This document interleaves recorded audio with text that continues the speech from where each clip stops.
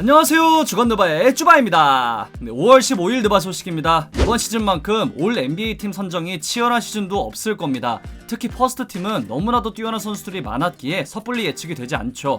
NBA 애널리시스 네트워크는 최근 올 NBA 팀에 선정될 선수들을 예측했는데요. 과연 우리의 생각과 어떻게 다를지 간략하게 살펴보겠습니다. 퍼스트 팀에 가장 먼저 언급된 선수는 골든스테이트 워리어스의 스테픈 커리입니다. 만장일치로 퍼스트 팀에 선정되어야 하는 3명의 선수 중 하나이자 4월 한 달 동안은 역대급 퍼포먼스를 선보였다는 평가네요. MVP 득표에서도 몇 표를 차지해야 한다는 말까지 있는 만큼 커리의 퍼스트 팀 선정은 아마 대부분의 사람이 동의할 거라고 생각됩니다. 두 번째 선수는 댈러스 매버릭스의 루카 돈치치입니다. 1년 내내 일관성 있는 플레이를 보인 돈치치가 없었다면 댈러스는 플레이오프 진출 턱걸이 순위에 올랐을 것이며 가까운 시일에 MVP 수상까지 노릴 수 있는 퍼포먼스를 보여준 돈치치는 리그에서 가장 압도적인 선수 중 하나이기에 선정된 것이라고 합니다. 다음은 포워드인데요. 미러키 벅스의 야니스 안테토쿤보는 커리와 함께 만장일치로 올 NBA 퍼스트팀에 선정되어야 하는 선수겠죠. 틀림없이 리그 최고의 선수 중 한 명이며 백투백 MVP를 수상했을 당시와 엇비슷한 스탯, 팀 성적까지 봤을 때 저 역시 야니스의 수상은 100%라고 생각됩니다.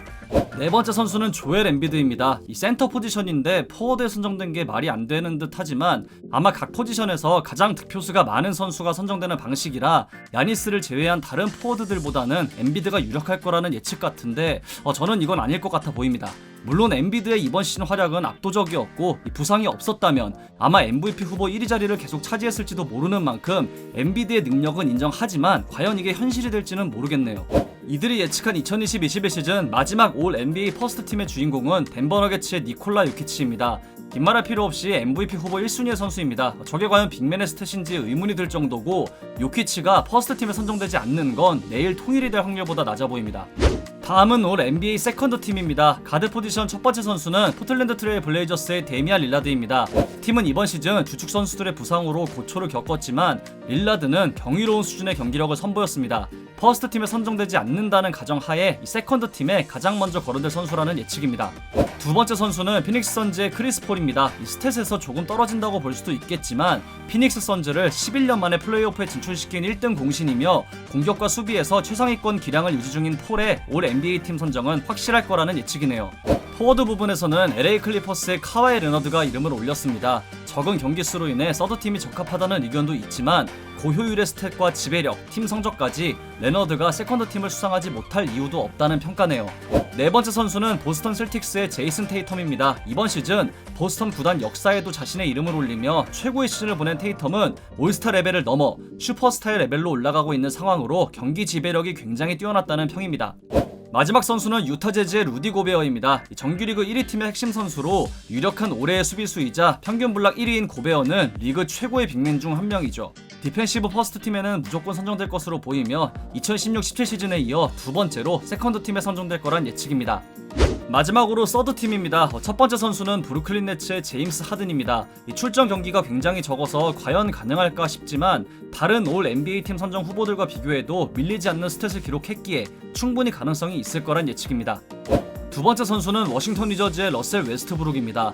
역대 최다 트리플 더블 기록을 만들어낸 웨스트브룩의 수상은 무조건이라는 예측인데요. 일단 스탯에서 압도적이며 오늘도 트리플 더블을 달성한 웨스트브룩은 세컨드 팀까지 노려볼 수 있지 않을까 싶네요.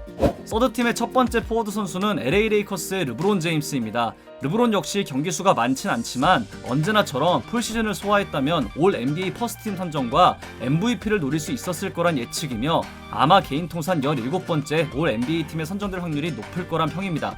네 번째 선수는 뉴올리언스 펠리컨스의 자이언 윌리엄슨입니다. 충격과 공포의 시즌을 선사한 20살의 청년은 올스타에도 선정되며 최고의 시즌을 보냈습니다. 비록 팀은 플레이오프에 탈락했지만 이 압도적인 경기를 보인 자이언의 올 NBA 팀 선정은 당연할 거란 의견이네요. 마지막 선수는 뉴욕 닉스의 줄리어스 랜들입니다. 최근 경기력만 본다면 퍼스트 팀도 가능하지 않을까 싶은 선수로 뉴욕의 플레이오프 진출에 1등 공신 역할을 했고 유력한 기량 발전상 후보로도 떠오르는 만큼 이견의 여지가 없어 보입니다.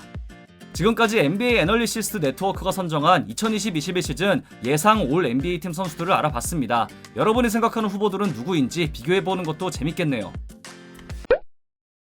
브루클린 네츠가 내일 있을 시카고 불스와의 경기를 통해 2월 14일 이후 처음으로 빅3를 모두 코트에 내보낼 수 있게 되겠습니다. ESPN의 말리카 앤드류스에 따르면 팀 훈련 후 스티브 내시 감독은 이변이 없는 한 내일 경기에서 3명이 동시에 출전할 거라고 밝혔습니다. 세 선수는 이번 시즌 단 7경기만을 함께 뛰었는데요. 내시 감독은 세 선수가 함께 뛸 수 있는 기회를 제공하는 것에 만족하고 어떤지 지켜볼 거라는 말을 남겼습니다. 과연 플레이오프에서 브루클린이 기대만큼의 경기력을 보여줄 수 있을지 지켜봐야겠습니다.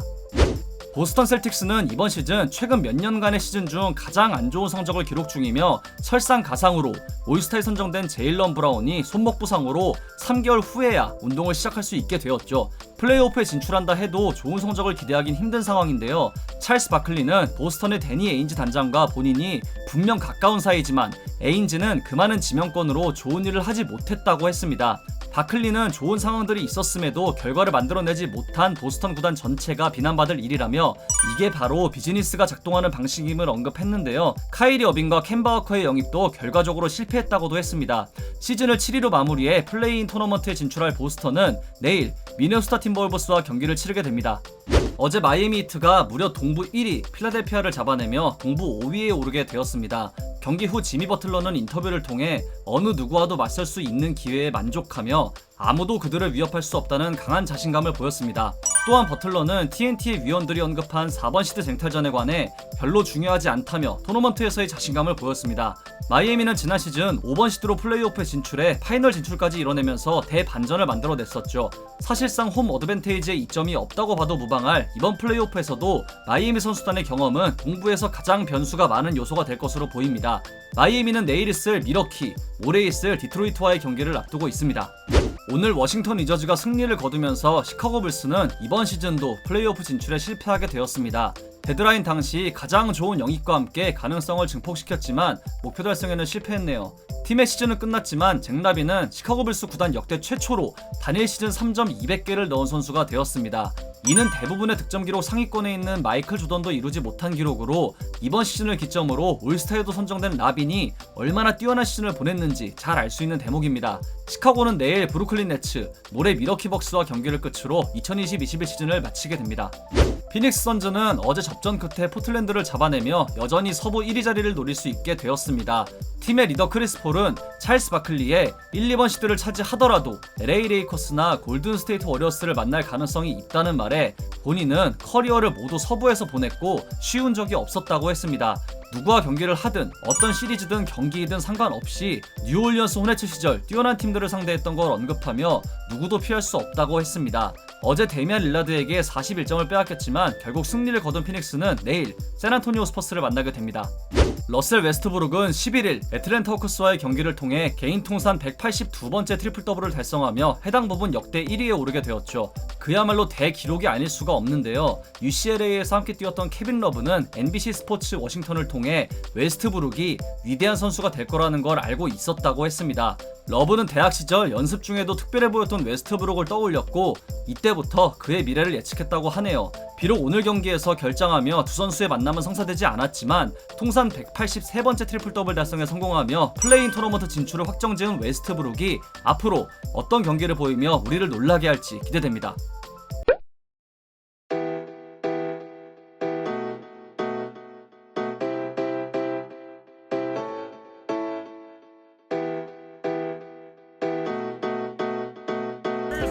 The Mr. Triple Double.